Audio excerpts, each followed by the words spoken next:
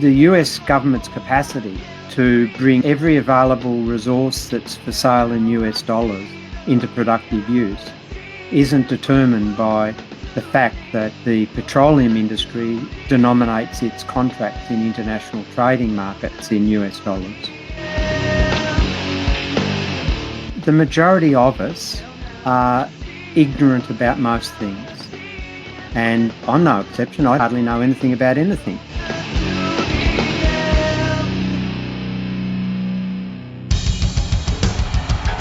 What I have said is that this campaign is not just about electing a president, it is about making a political revolution. MMT! Taking money from our children and borrowing from China. People are dying. Is the program so critical it's worth borrowing money from China to pay for it? And if not, I'll get rid of it. Stop lying!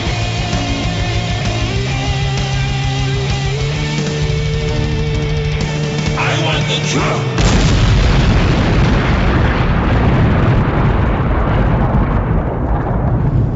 Now let's see if we can avoid the apocalypse altogether. Here's another episode of Macro and Cheese with your host, Steve Grumbine. All right, folks, welcome to Real Progressives. I'm Steve Grumbine. Thank you so much for all of you who have taken the time to tune in with us. I'm hoping that we will be able to really talk about trade, foreign exchange, the balance of payments, the concept of being a net importer versus a net exporter, and what is a real benefit to the people is actually the imports, the actual goods and services, not the pieces of paper.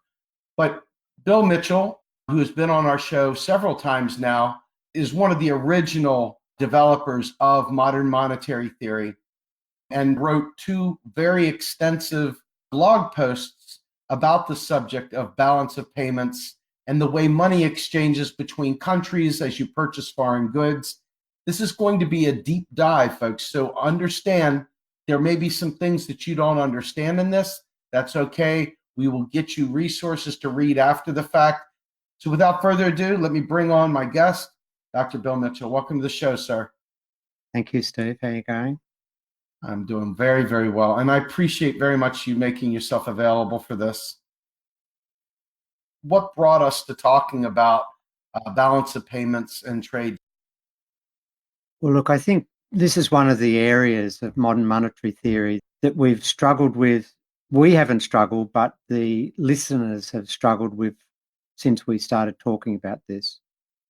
I remember back in the 90s when there were just a few of us, Warren and myself and Randy, and going around talking at conferences and seminars and workshops, and there'd be one statement, oh, this is just an American thing. It's only applicable to America because America is a relatively closed economy. And so that was the first point, that modern monetary theory was really an American contrivance that wasn't applicable to other countries. And I always was quite amused by that, given that I come from a small open economy where we're very susceptible to trade patterns, to currency movements. You know, in the late 80s, we lost 10% of our GDP in value terms because of revaluation of exports and imports via exchange rate changes in one quarter. So in 3 months, we lost 10% of our economy in value terms. And soon after, that all changed and we got it back again. Nothing real had changed. It was just the way in which exports and imports were priced because of terms of trade and then exchange rate effects. So I always found those comments, oh, this is just an American thing because it's a closed economy and America's not susceptible to trade as much as other countries, to be rather amusing. Another part of that story is that in the early 2000s, my American colleagues used to call us the half price country. And this is because the Australian dollar would only buy 50 cents US. And so we were the half price country. And then, of course, their smile was wiped off because not that long after that, we were back close to parity, and 1-to-1, and our standard of living barely altered. And so it was always amusing to me, our real standard of living I'm talking, it was always amusing to me that there was so much fear about exchange rate effects and about what foreign capital movements could do. And a lot of my research has been, and it's manifest in my most recent book, Reclaiming the State, where Thomas and I examined the sort of key turning points where progressive political parties and commentators basically started to adopt what we now call a neoliberal narrative. And if you go back to it, it's, mid-70s in Britain, where Britain was running a current account deficit and the monetarism was becoming dominant in central banking, and the British Labor Party were in power.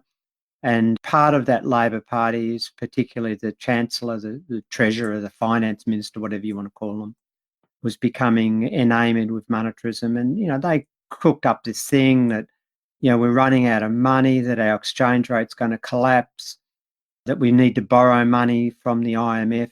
And all of these narratives have really permeated the progressive side of the debate.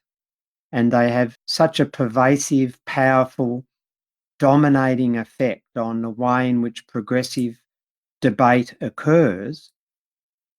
And most of the things that are considered to be truths, verities, are untruths. And no matter how many times we go through these things systematically to explain what the effects are, that we're still confronted with this idea, well, if you run deficits, you'll destroy the currency. If you're running a current account deficit, you'll ultimately destroy the currency.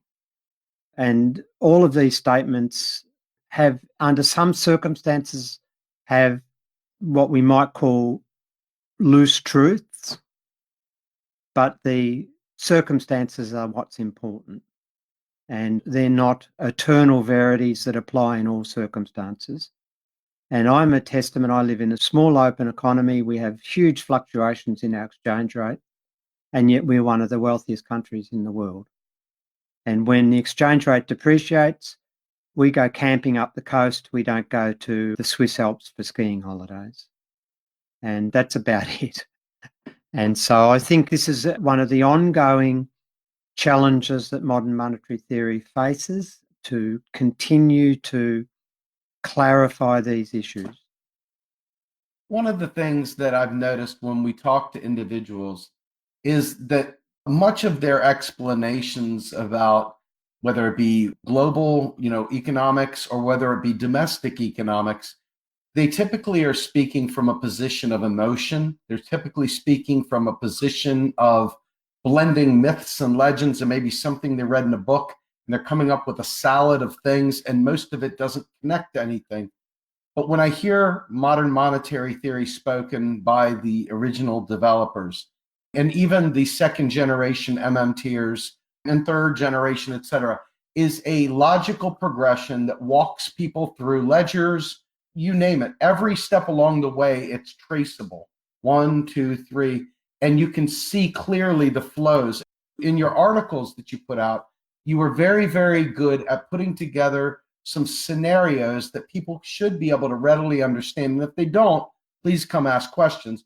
But what I don't understand is why economists play so fast and loose outside of the MMT world when it comes to actually walking through these traces.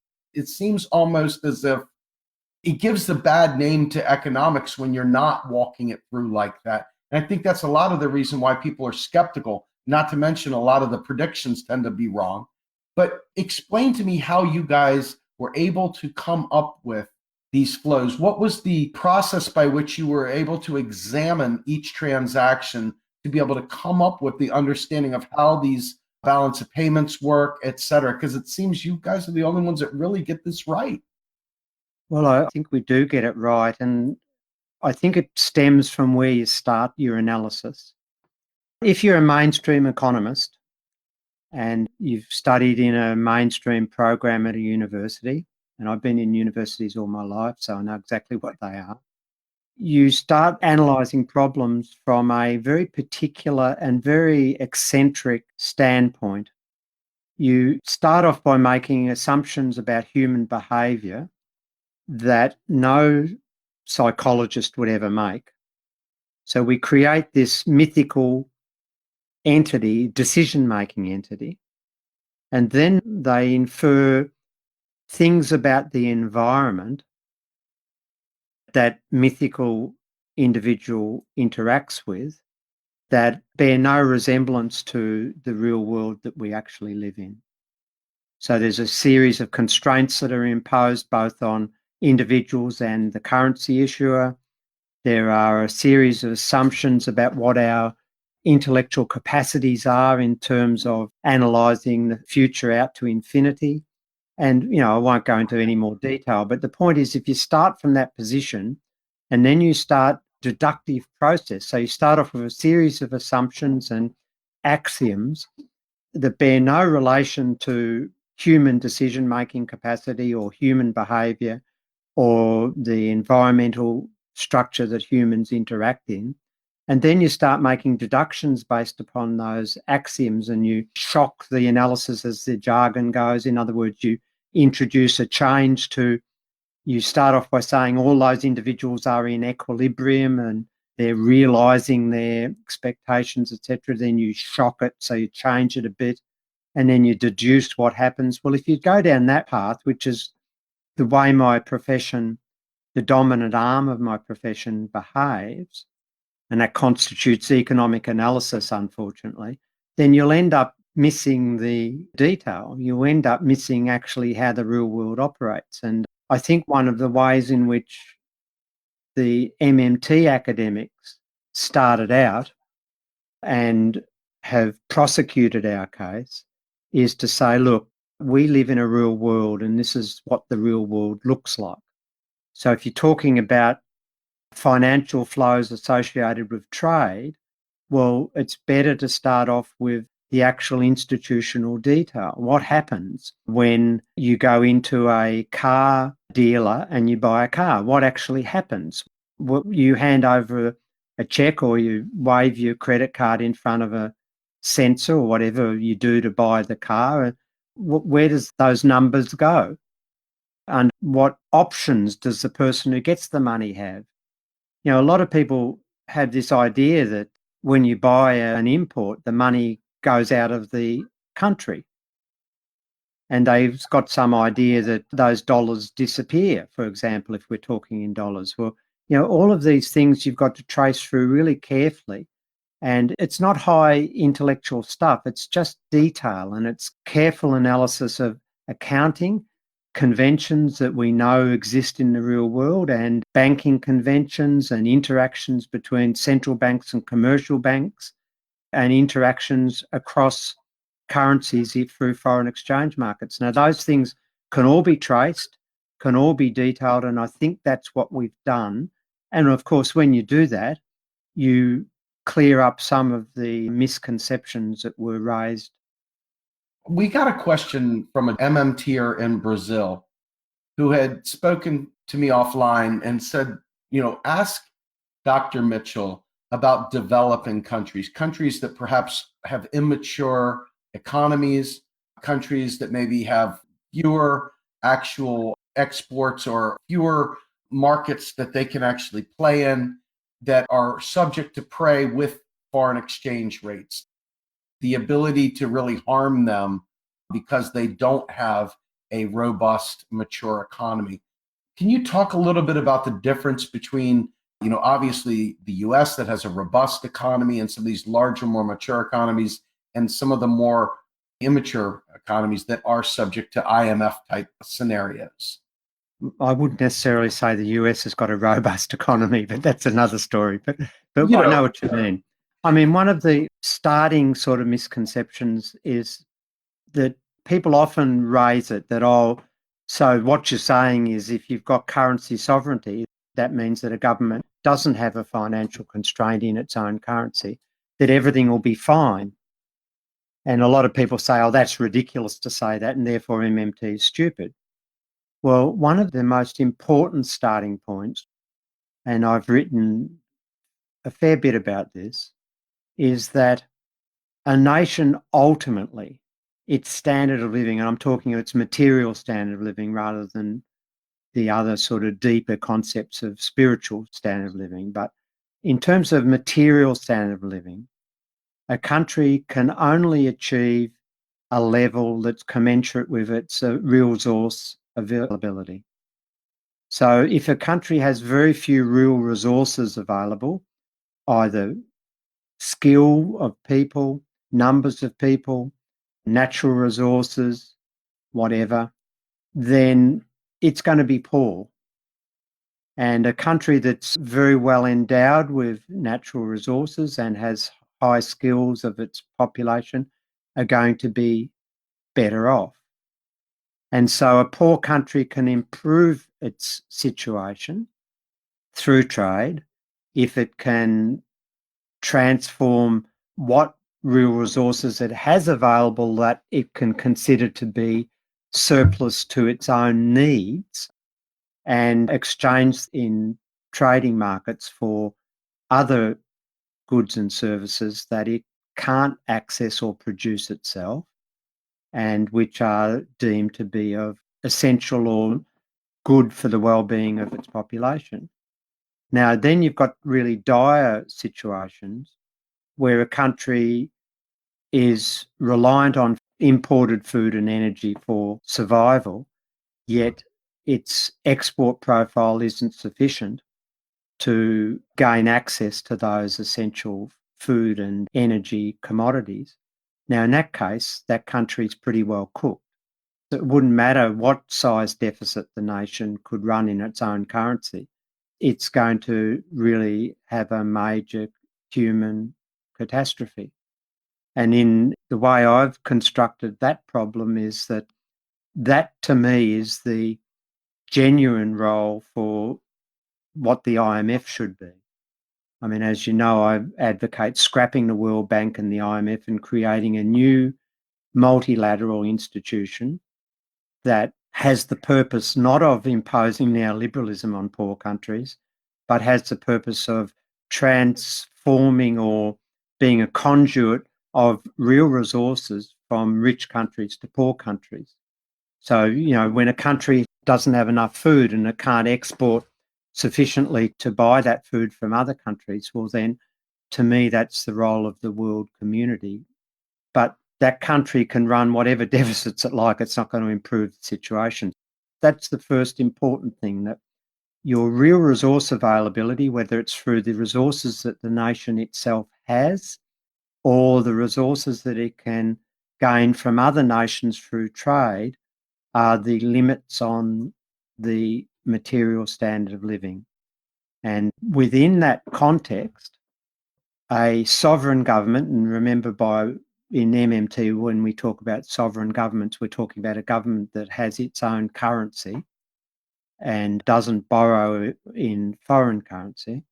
Well, then within the limits of your real resource availability, a sovereign government can always, without exception, ensure that what real resources that are available to it are fully used in a productive way.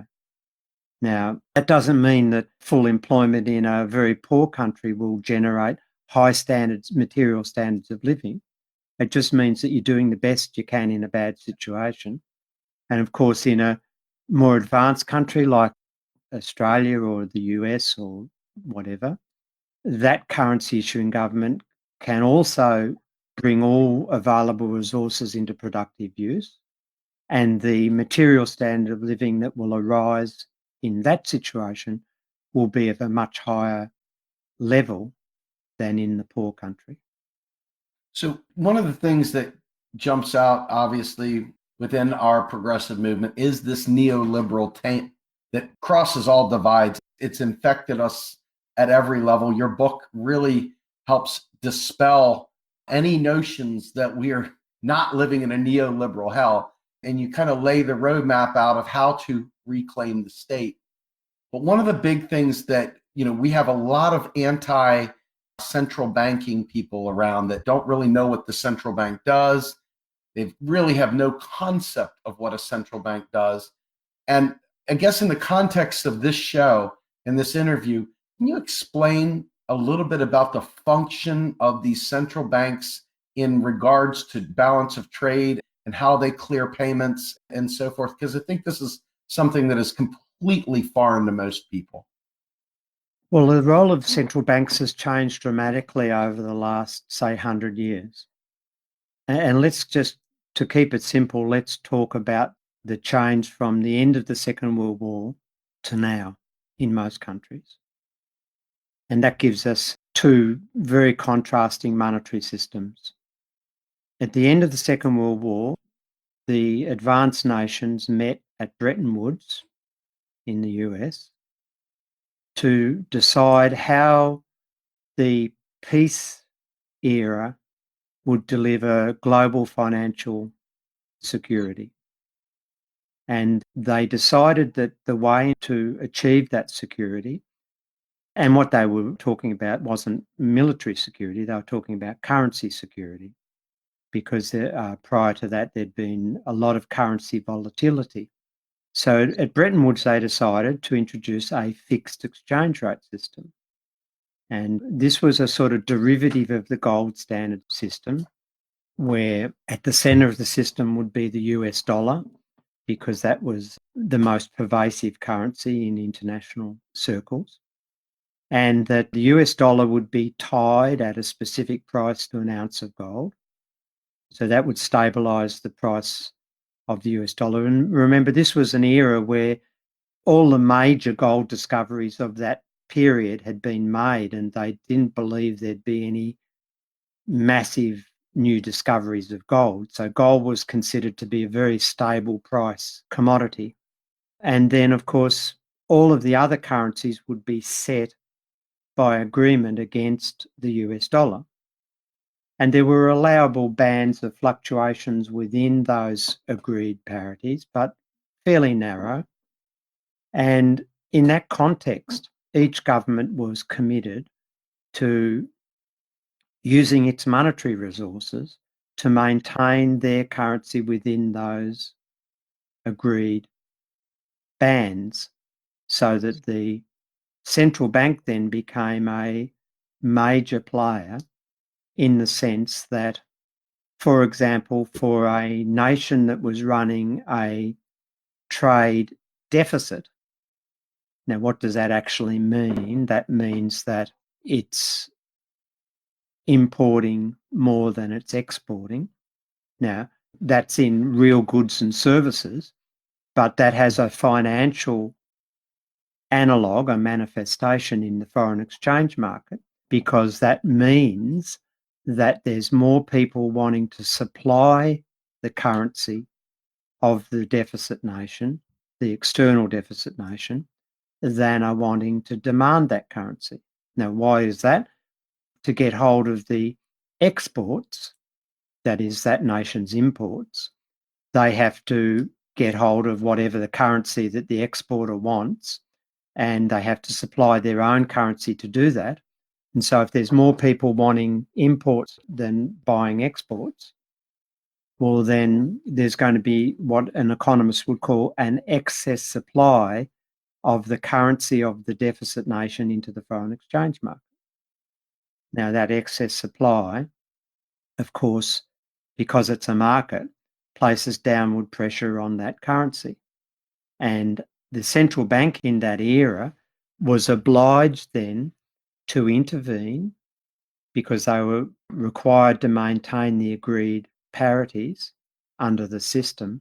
They were obliged to intervene and soak up that excess supply in that context by selling foreign currency reserves and buying its own currency.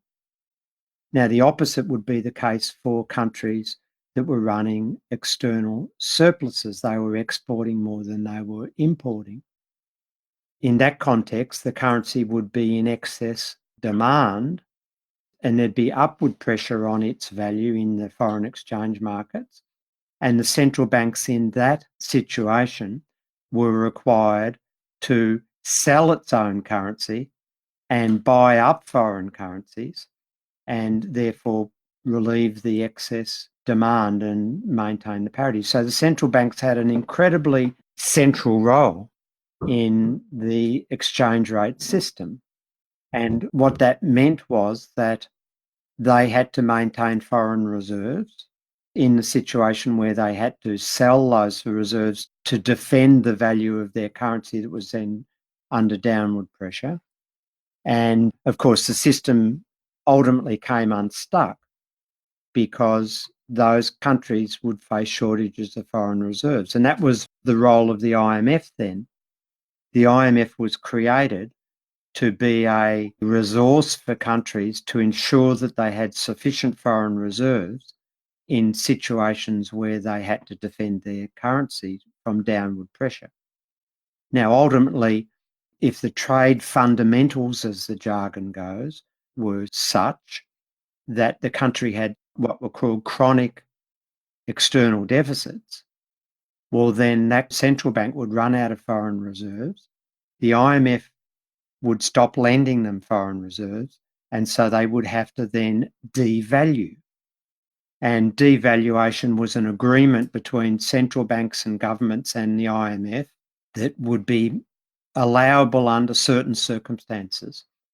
Now, the problem was, of course, that countries then used devaluation as a vehicle to gain competitive advantages on their trading partners. And so in that case, the central bank had very strict role. And after 1971, when the Bretton Woods system was effective, well, it wasn't abandoned officially until 73, but effectively after August 1971, the Bretton Woods system collapsed because it failed to deliver currency stability. And in that context, when exchange rates floated, that means that they were determined by the foreign exchange markets, by the demand and supply in the foreign exchange markets. In that case, a central bank no longer had to intervene. It could, if it chose, just allow the exchange rate to go up and down according to the relative demands and supplies in the foreign exchange market. And it no longer had to hold foreign exchange reserves. Now, in reality, central banks didn't immediately go to that type of stance. They initially had what were called dirty floats or managed floats. So they'd allow the foreign exchange markets to drive the currency in certain directions. But if they deemed the direction was not desirable for its perception of national policy, then it might intervene a bit. So they managed the float, or it was a dirty float. It wasn't a clean, free float. An example might be if the currency was depreciating quickly. So the terminology changed also.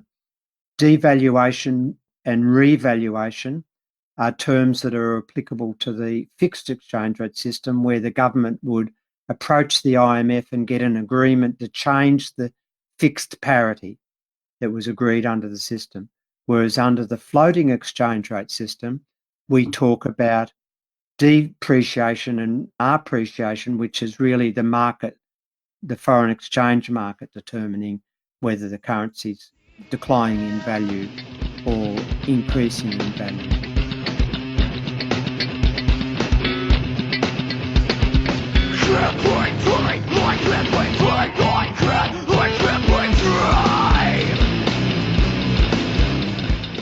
You are listening to Macro and Cheese, a podcast brought to you by Real Progressives, a non-profit organization dedicated to teaching the masses about MMT, or modern monetary theory.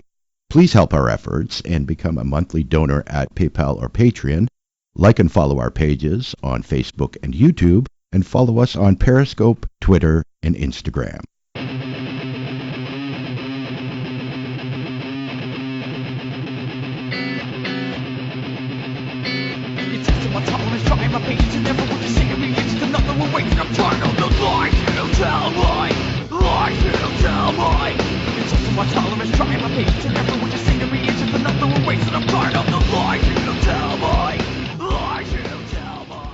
We had a question, Bill, and it's one of the ones that drives me crazy personally, and it's on the petrodollar. A lot of right-wing, neoclassical, monetarist, speculator, piker type papers like Zero Hedge and others fan the flames of this idea that the entire U.S. economy is propped up on this. And this is going to your statement about free floating, so you understand. They believe that the dollar is pegged to oil. They believe that because the world uses the US dollar as its petrodollar, which is agreed upon exchange for petroleum products, etc., that if that goes away, then the US economy is going to collapse and we're all going to die. And no matter how many times I've told people it's just an agreed upon exchange, the dollar is in no way, shape, or form pegged to the value of gasoline. However, because it's pervasive, a shortage in that could drive prices up, because then everything, the scarcity built into that commodity, could impact the economy as a whole, because prices would go up. But that's not backing our currency, it's not backing anything. And so when people say this is one of the big, slap you in the forehead moments, where we've got Lee Camp, who is one of the largest prognosticators. He's a comedian, but he's also an activist. He talks a lot about the petrodollar. Then you've got Jimmy Dore, God love him, nice guy, great guy, talks about the petrodollar. And then you've got some other alternative media outlets such as Nico House and others that talk about the petrodollar, and they wave the flag. Oh my God, we're all going to die because of the petrodollar. They don't realize that the dollar is free floating. No matter how many times we explain it to them, it just doesn't penetrate. And they keep regurgitating this, and the entire progressive movement ends up in standstill, like frozen solid, can't move, don't know what's going on. They're dying to understand how the petrodollar is going to bring the world down. Can you talk a little bit about the petrodollar, as it were, which is nothing really other than exchange rate? Can you talk a little bit about that? Well, I mean, the petrodollar is just an agreement to express the price of oil that's traded in the various markets in one particular currency. That's all it means. And the concern you raise is really a specific part of the general statement that because the US dollar is the so-called reserve currency for all trade, that gives the US a security that other countries don't have in terms of having economic policy latitude.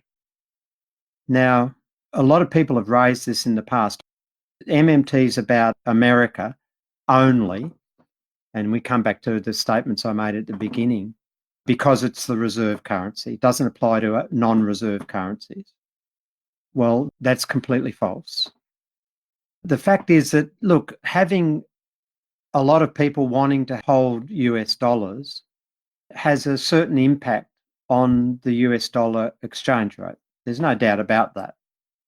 So if a lot of contracts are denominated in US dollars, that creates a demand for US dollars in the foreign exchange market that other countries who don't have that particular status would not, and I won't say enjoy, but wouldn't experience. So that's one thing. But go back to basics. The things that determine the viability of the US economy are your real resources that you can make available for production and transformation into goods and services, and the currency arrangements of the government. And even if nobody else in the world wanted to hold a US dollar in their pocket, and I've got some in my drawer here at work, but even if nobody wanted any US dollars, the US government could still buy whatever is for sale in that currency, including all labour that was idle that wanted a job. That's the fact. Now, it may not be, as I say, for a very poor country, that may not be a very elevated level of material standards of living. But in the US, it's going to be much higher level. But the US government's capacity to bring every available resource that's for sale in US dollars into productive use isn't determined by the fact that the petroleum industry denominates its contracts in international trading markets in US dollars.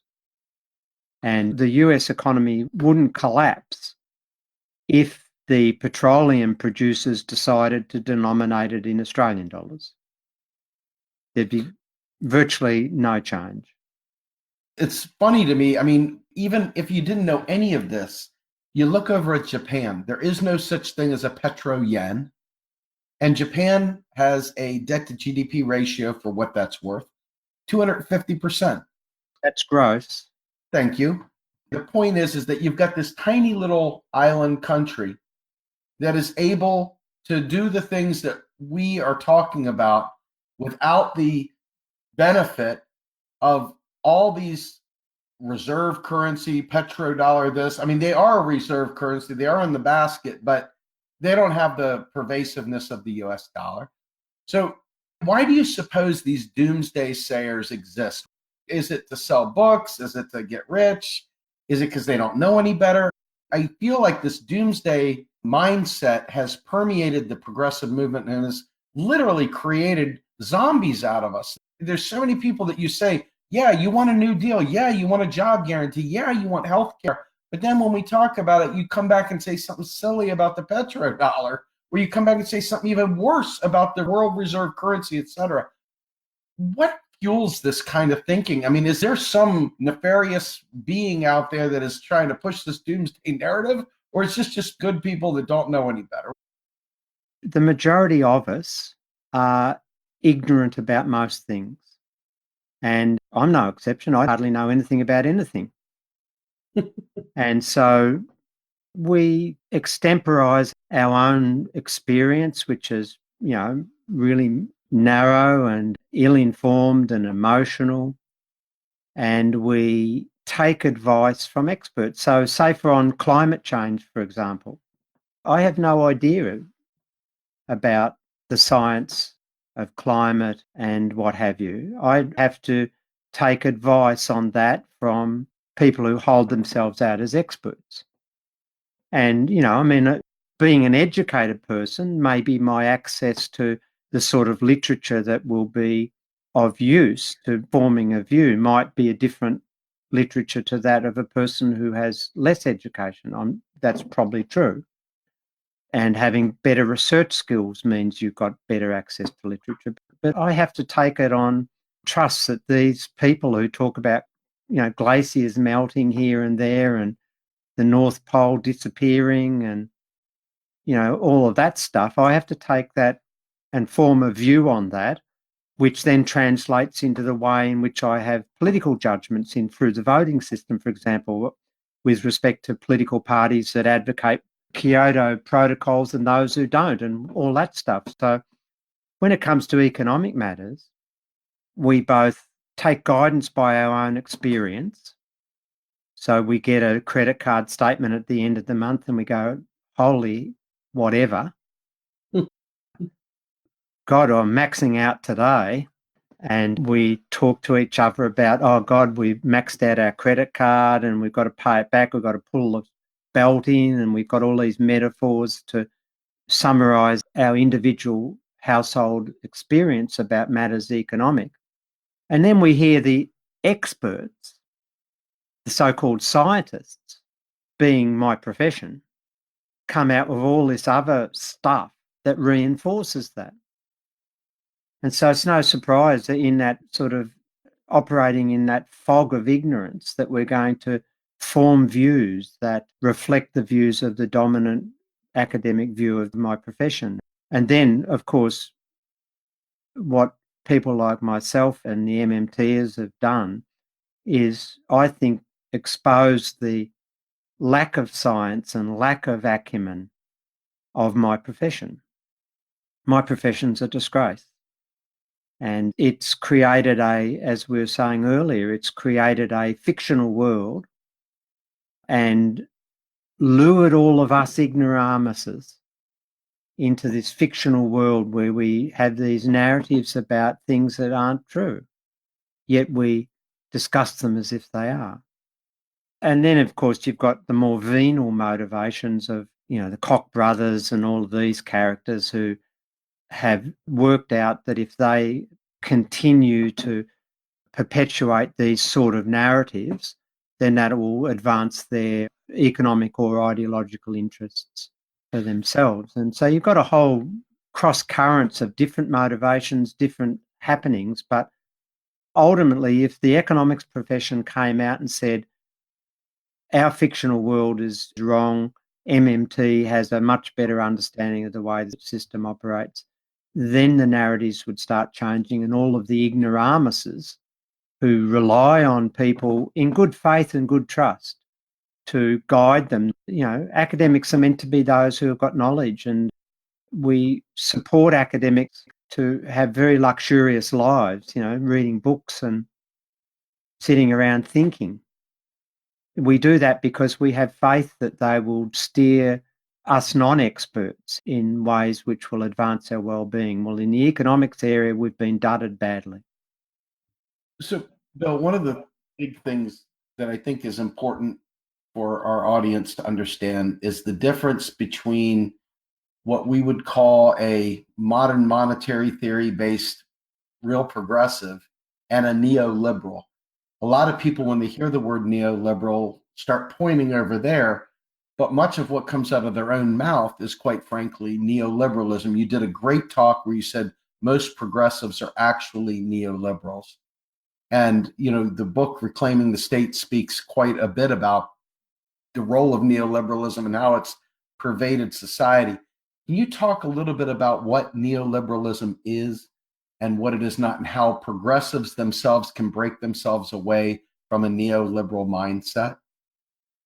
Yeah, well, I think, this goes back to the sort of 70s where, progressive movements were starting to become seduced by monetarist ideas. And in a way, it was no surprise because there was a massive economic dislocation in that era. And I'm talking here about the two big OPEC oil price rises, and for oil-dependent countries, that created massive inflationary impacts. And up until then, the sort of dominant Keynesian view was that inflation was a demand-side problem, too much demand for goods and services pushing prices up, whereas the inflation of the 70s was what we call a cost-push inflation. It was because suddenly countries had massive increases in essential raw materials and then had to pass them on in the form of price rises. And so, the idea of monetarism that, what they skillfully did was link government deficits and the full employment of that era to excessive wage demands and excessive price rises. And they were very successful at that.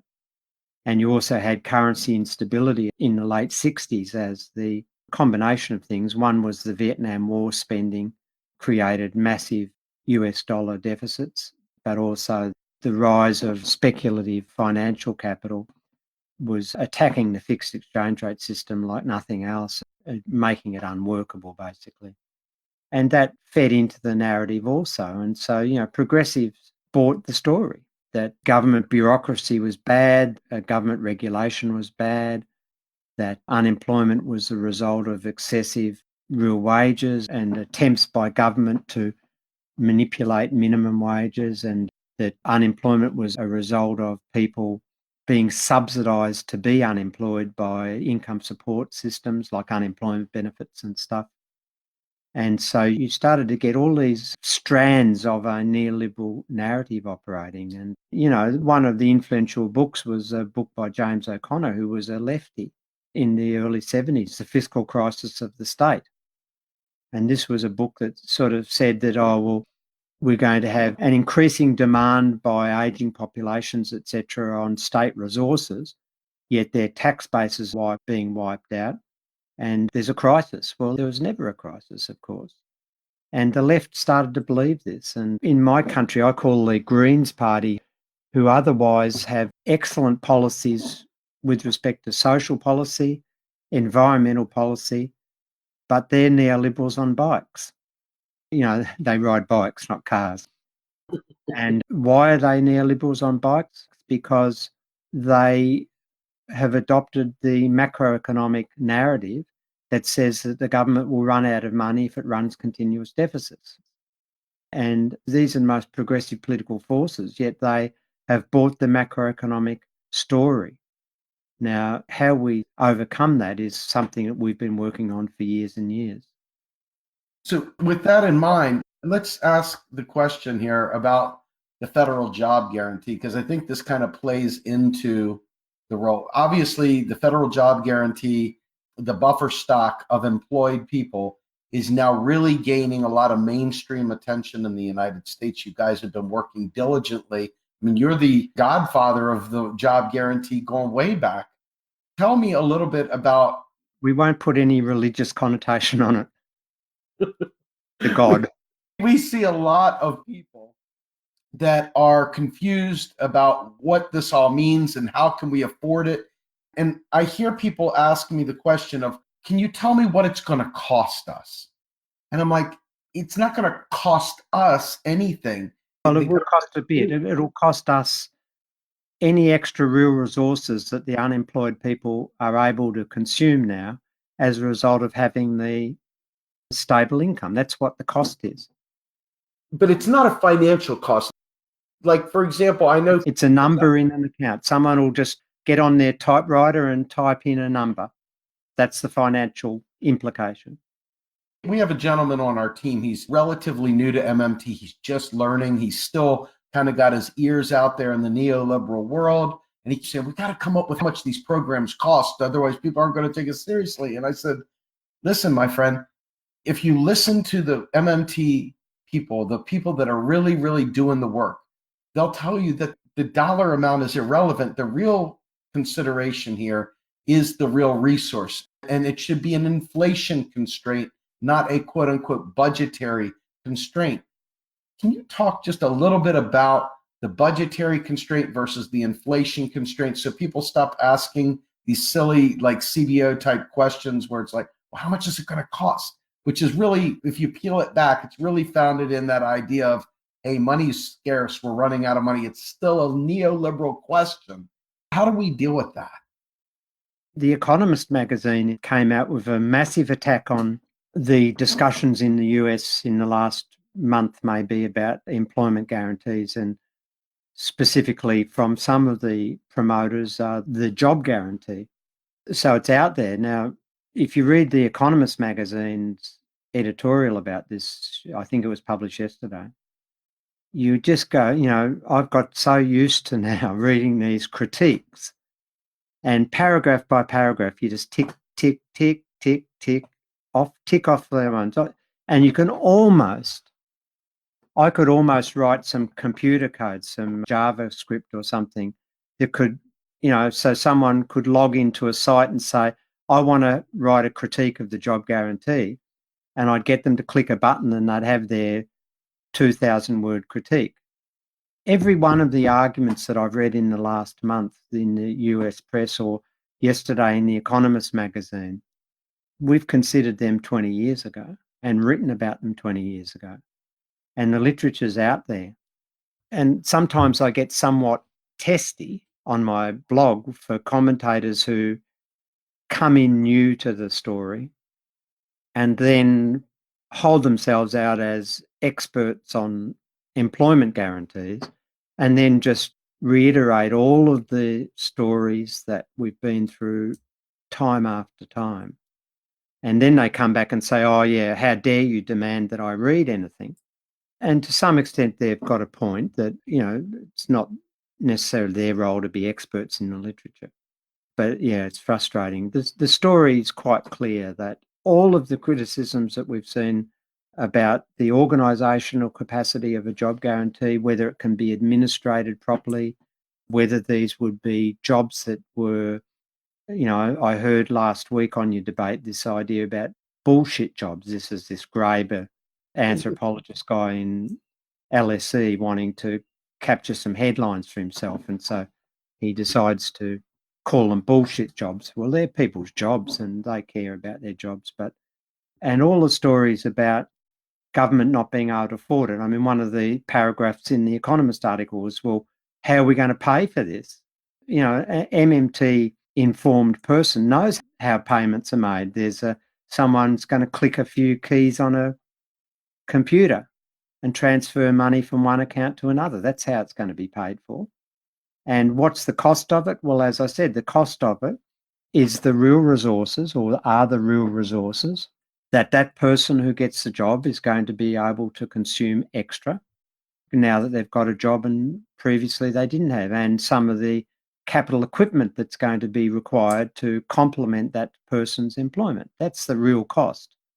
Now, under certain circumstances, if the government was hiring those people at a market wage, well, then that could be inflationary. But if they're hiring those people at fixed wages, well, then that's unlikely to be inflationary. Now, I read someone say, oh, well, yeah, well, if we're going to build new footpaths or something, we'll run out of concrete and cement for them to work with. Well, that might happen at that point in time. In Florida, if there was a shortage of concrete, well, then the job guarantee projects that required concrete wouldn't happen at that particular time. You'd have some other projects. So it's possible that a job guarantee could put a strain on real resources, but that your imagination's almost infinite if you think about what can be done that advances well-being and community welfare or environmental well-being or whatever. There's just no shortage of things that can be done. So that real resource constraint argument, I don't think flies. It just means that you've got to be clever in your design. The criticisms have got such a negative view of human capacity. I mean, in the late 1960s, we put a human on the moon. Can you imagine the complexity of the physics and the astronomy and the engineering that was required to achieve that 50 years ago? And you're saying we can't design a few jobs that improve people's lives? I mean, this is just a farce. And so there's no financial constraint in employing everybody. That's clear. There could be some logistical constraints, and that requires some planning and some foresight and some imagination, which humans have got plenty of. And, you know, the idea, oh, well, how would we create a bureaucracy to administer it? Well, we already have massive bureaucracies running the industry that I call unemployment in most countries. In my country, we have an advanced government bureaucracy that just monitors the unemployed. Now, all you'd need to do was alter the sign on the building and say, take down Centrelink, which is the unemployment industry office, and put Job Guarantee Office up there, and you've got your administrative structure, for God's sake. You know, every country's got really advanced taxation departments, you know, Inland Revenue Service in the US, and these are complex bureaucratic processes. We know how to do that sort of stuff. What do we do as progressives? There's no shortage of excuses out there. And these are not economic discussions totally, but they impact the economic acceptance. Number one, we've got a lot of people that are ready to throw in the towel before they've even tried, saying, well, we can't do anything, Republicans are in office. Drives me absolutely bonkers, because the people don't even know that we can do these things because they haven't taken the time to learn the economics behind it. So they're still willing to accept crumbs. Really, in my opinion, has less to do with the Republicans and more to do with us doing our own diligence and going out there and forcing the narrative as citizens of whatever nation we're in and pushing to advance these things, because the people don't make demands because they are still stuck in neoliberal mindset.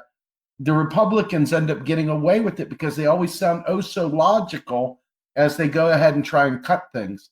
Can you talk a little bit about the progressive give-up strategy that many deploy?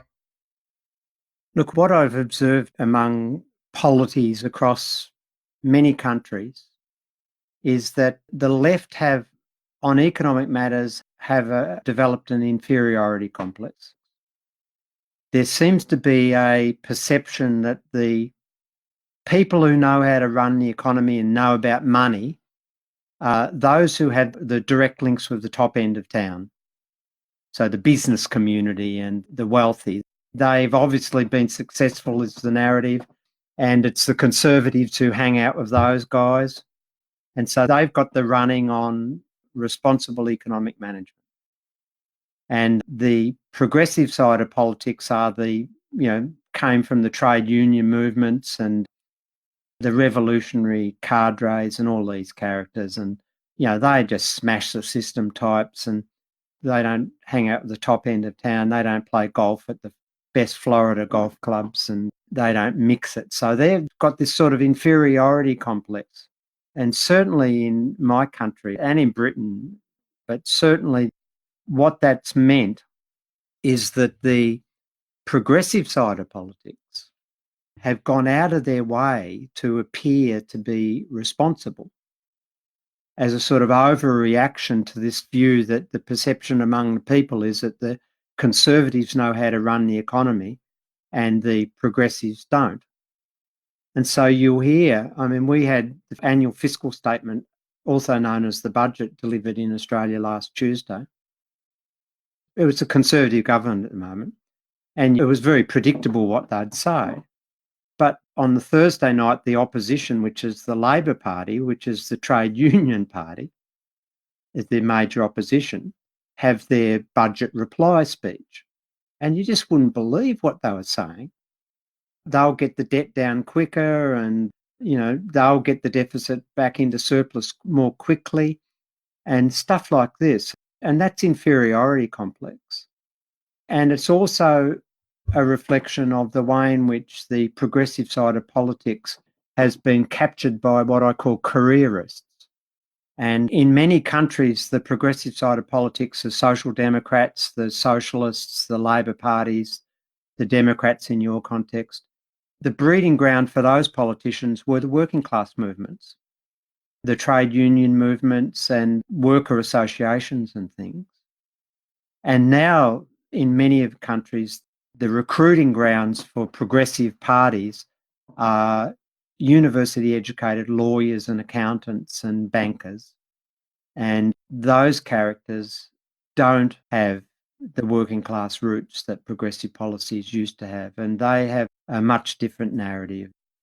So that's the sort of surrender mentality that's developed in all the social democratic movements.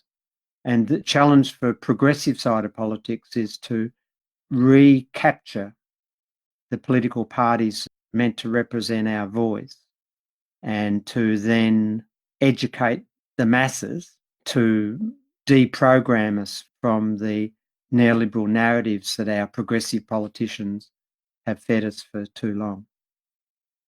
So, Professor Misra, one last thing I wanted to ask, and this is probably the most difficult of the bunch. You said something about the Green Party. Every time you critique anything, and mind you, you're pulling for the same stuff. You want them to be successful. They just, quite frankly, have no valid economic background. They confuse socialism, which is the balance between labor and capital, with understanding economics and how money is created, et cetera. They don't realize they're not the same thing. And so, as we look at these things, they oftentimes, if you criticize the Green Party, I'll say, well, I'm not going to take this anymore. Oh my God, they said something bad about the Green Party. And it's so dramatic, so emotionally flippant that they don't hear anything beyond that. And this is a huge problem with the Green Party in the United States.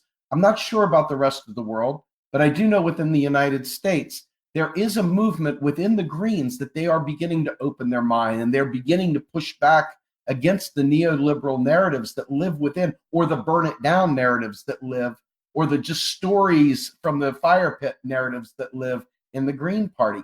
But what we've come to is this point where there's like these roadblocks that have nothing to do with economics. That's not lay it out, let me show you and trace it along here.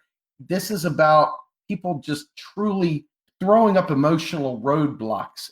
And you've talked extensively about reframing modern monetary theory, stating it differently, coming up with narratives that work for people at their level so that they understand these things. How might you suggest we work past these emotional blockers that people throw up the minute that you say something about their beloved party? They're not worried about the beloved people, they're worried about their beloved party. And it's very, very difficult for all of us, quite frankly, that are trying to change the world to get past this recalcitrance, this indignation that comes with any seeming critique of their beloved party. Can you help me there? Look, I've had very close dealings with Green parties and the leadership of Green parties in trying to persuade them to adopt a progressive economic narrative to support and complement their excellent social and environmental narratives in the main. And I won't say who, but at one particular point I had a meeting with the Greens leader in Australia. Now, I won't tell you who because you don't know when. And that person said to me, look, Bill, you may be right on all this economic stuff, but we're not going to ever take it on because it's too hard for people to understand and it will just distract us and them from our core business, which is environment and more recently social policy. And my reply was, it is complex, but you're not ever going to be able to achieve your social and environmental agenda because you're never going to be able to address and refute the statement that we can't afford any of that. And the Green parties are very interesting because in different countries, they're sort of schizophrenic structures. They're a mixture of very conservative, in Australia we call them tree huggers. So these are people who have got very committed but very narrow focus on what they want, and that's to preserve forests, native forests, rainforests, and things like that. They're the tree huggers, and they're ultimately quite conservative. There's another element in Greens parties that come from the sort of industrial left, and these people have been refugees, if you like, from the deindustrialisation that our nations have gone through as manufacturing's changed and shifted countries and shifted regions.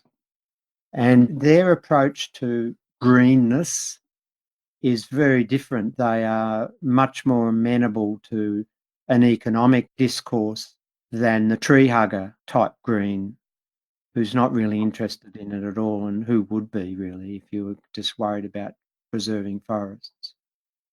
And to me, that's one of the problems of Greens type parties historically. Now, how they get out of that bind, if they want to be truly progressive, they have to become MMT oriented, in my view.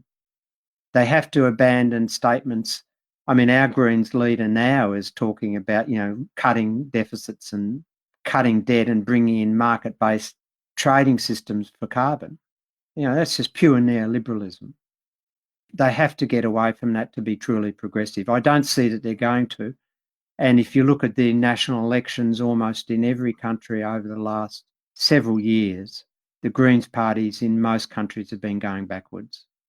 And that's because they really can't cut through the debate, because no matter how progressive their social and environmental policy are, they always get picked off by how they're going to pay for it. And the way they normally turn around is with the sort of ridiculous tax the rich arguments, which is sort of the progressive crevasse that they always fall down to. We'll just tax the rich.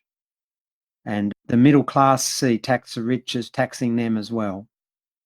And I'm not a political scientist or a psychologist, but I know the Greens aren't cutting through because they are still neoliberal, mainly in economic matters. And what we really need is progressive forces to bypass them and create new political platforms that are both progressive in social and environmental policy, but also economic policy. So, being that you're from Australia, you certainly understand the Australian side. I'm in the US, and I happen to have been battling the US Green Party And I've been to New Jersey, spoke at the national meeting, and provided a full-blown explanation of the basics of how to pay for a Green New Deal.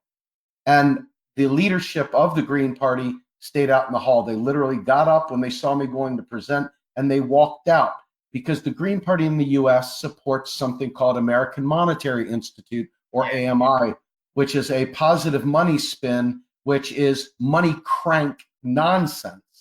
Yeah, I mean, the point is, Steve, that, yeah, I know more about Australia, which is understandable, but I haven't seen any statements from Green US leaders, Green parties in Europe, in Britain, in South America. I haven't seen any statements from them that indicative that they understand macroeconomics in an MMT way, which means that effectively they're riddled with what we now call mainstream economic concepts, clothed in progressive language and framing, but you can't escape the underlying bias. That's the reality. Dr. Mitchell, I want to thank you right now so much for spending time with us. I appreciate your patience, and I look forward to having you back again. Everything that you're doing is helping us, and we are very, very grateful for all the support that you've given. You have been an incredible contributor for the work that we're doing, and we hope that we provided value to the cause as well. Okay, take care. Thank you very much. Thank you so much. We'll see you soon. See you later.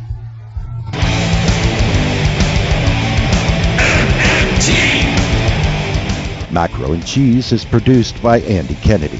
Descriptive writing by Virginia Cox and promotional artwork by Mindy Donham. Macro and Cheese is publicly funded by our Real Progressive Patreon account. If you would like to donate to Macro and Cheese, please visit patreon.com/realprogressives. I want the truth.